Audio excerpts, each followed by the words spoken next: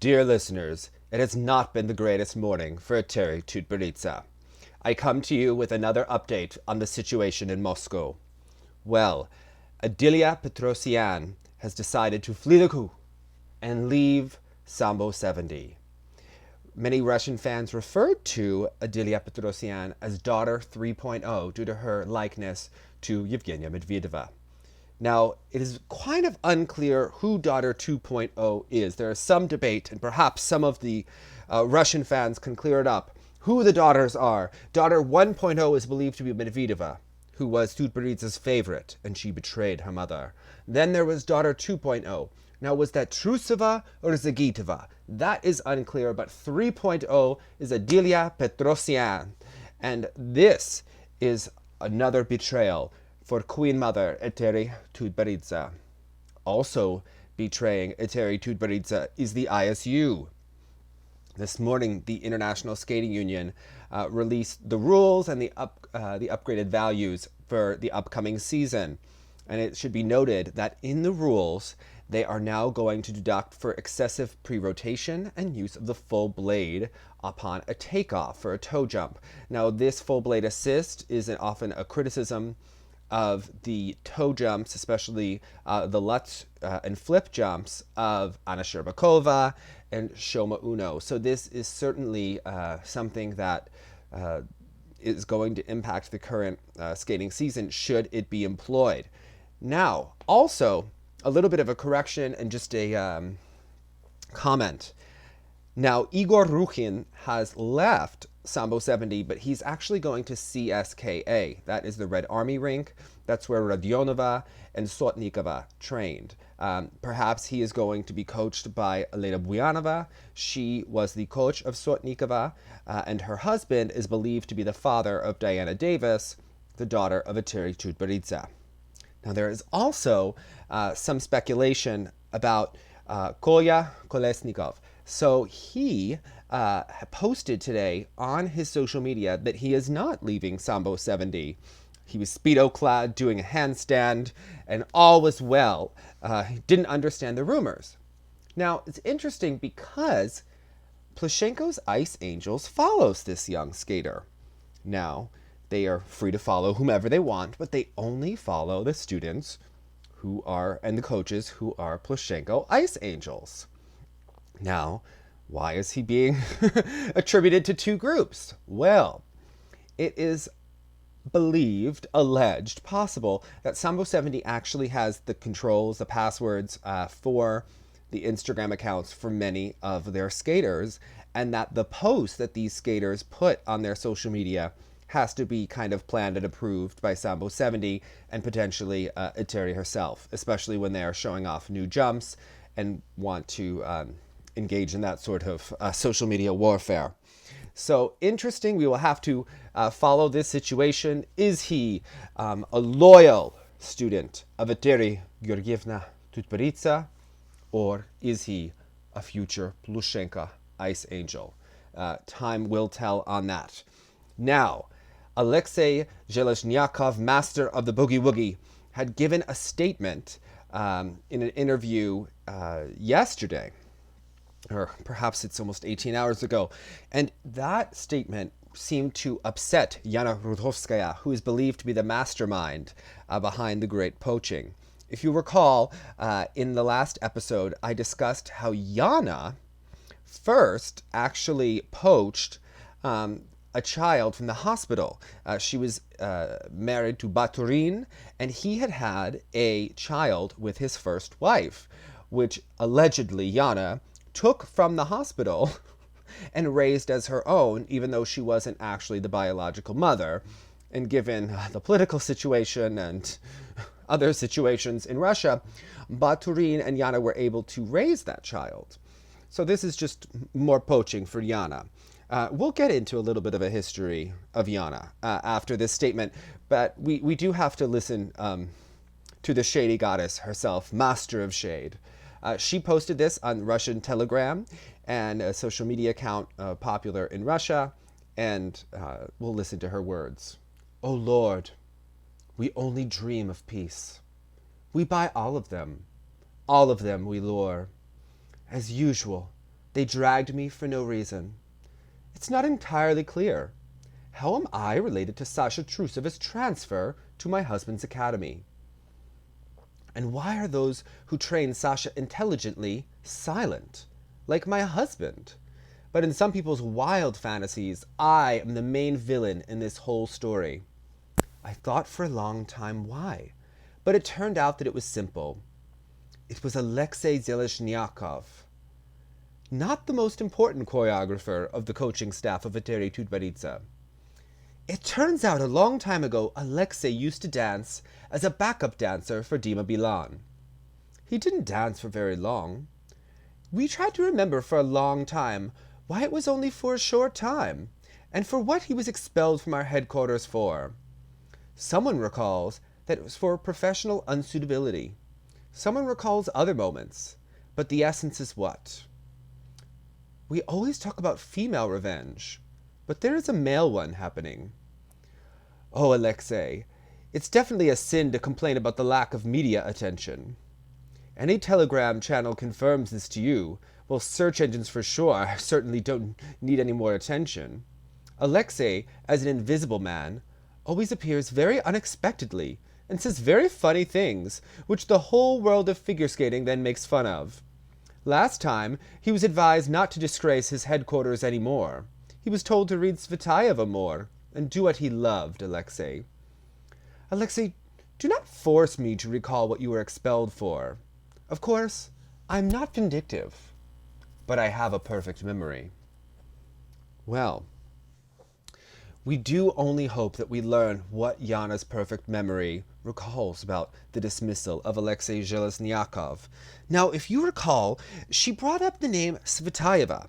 Do you remember that Eteri Tutberidze quoted Tsvetaeva last time, and then Plushenko was telling Zheleznyakov that he should read more Tsvetaeva? Now, we don't learn about this poetess in the great United States. So I asked Ekaterina Petrovna about this. I said, wait a second.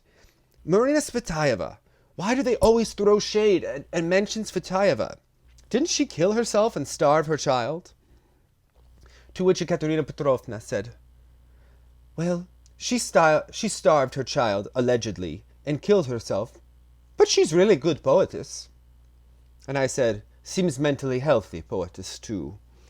So, and on this Telegram, it is where famous people have their pages and share their thoughts. Unclear what the difference is from Instagram, but certainly we can only hope. But we did know that Alexei Zheleznyakov seemed to walk back from Yana today. He seemed to kind of retract his clause from his statement.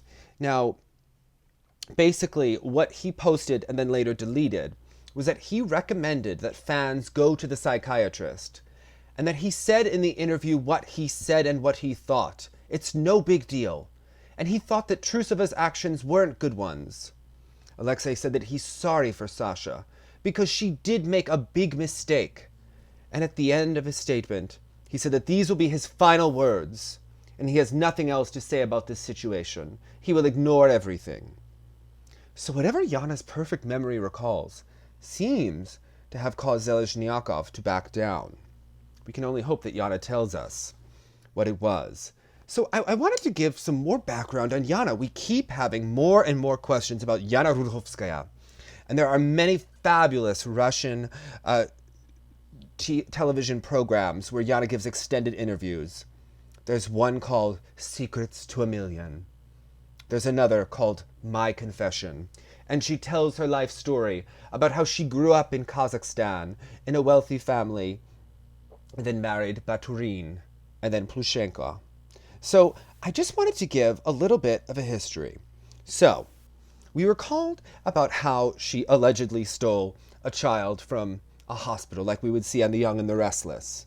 Well, when Plushenko's wife, Yana Rudkovskaya, tried to divorce her ex-husband Baturin, he tried to kidnap and take control of their children, including the one that's not biologically hers, and he tried to take her to court to throw her into a mental hospital. Now, he brought all of the big guns into court, but somehow Yana won in court, and it's unknown. Russians are unclear if she bought off the court, if Baturin's sister was not in, he was beefing with her. Things were not quite in favor at that point, but somehow Yana emerged from court victorious, divorced him, and Baturin eventually wound up in jail. But she has said on these programs that they are now on very good terms. Now, we talked about her stealing things. Well, Yana actually stole Yevgeny Plushenko from his first wife. And the first wife was so annoyed with the entire situation that his eldest son no longer has the last name of Plushenko because she was so angered by Yana and Evgeny. So, very interesting there, as we see this is a woman who gets what she wants. And now she is picking off Eteri Tutberidze students one by one. After they were quiet after the scuffle in December, it seems that Yana and Evgeny have been plotting. When Tarasova was being complimentary of Eteri a couple weeks ago, it did send chills up my spine that they were plotting something. Why is she such an actress? All of a sudden, she loves Eteri. Well, now we see that this has all been plotted all along. Hot Sergei is coming to the Ice Angels and is bringing with him several students. So, as we learn more about Yana in the coming weeks, I am sure that there will be much more to learn and celebrate about this great figure in the skating world. She was great friends with Navka. She is the great manager of Dima Bilan, the singer who is low-key gay in Russia, which is why Yana didn't marry him. And she is certainly the mastermind behind the shows. She used to be great friends with Tatiana Navka, but then there was some sort of a disagreement over shows in Russia. Now, it is known when they talk about better conditions that Plushenko spoils his students and uses incentives. He has said that if Sofia Titova lands a triple axel on the ice, he will buy her a brand new iPhone. Now, Yana posted a video on social media about her love for designer shoes. Well, she is known as a special client for Dior, and she goes to Dior fashion shows every Paris Fashion Week. When she was on the show Secrets to a Million, she was wearing a TV show saying that every woman should be a feminist, and that t-shirt goes for 1,000 euros. So we should be very interested in this figure. But of course, I am sure that this is not the last that we will know about Yana Rudkovskaya. It's also whispered about how Dima Bilan even won the Eurovision competition because his main competitor was Philip Kirkorov, who was a Russian show business star and the real show business mafia godfather. And he's also Yana's friend. So how did Dima Bilan even go to win Eurovision? Yana is certainly a crafty woman and one whom we will be enjoying discussing for this season and potentially many to come. And I was watching a program about Michael Jordan and the Chicago Bulls, The Last Dance, and they were talking about how Michael Jordan is so motivated by perceived slights. And I was thinking about Eteri Tutberidze sitting there in quarantine, perhaps wearing a mask, sitting with Diana Davis, as they are unable to get their hair done. And I was thinking, how is Eteri feeling? Her students are fleeing. How is she going to take this?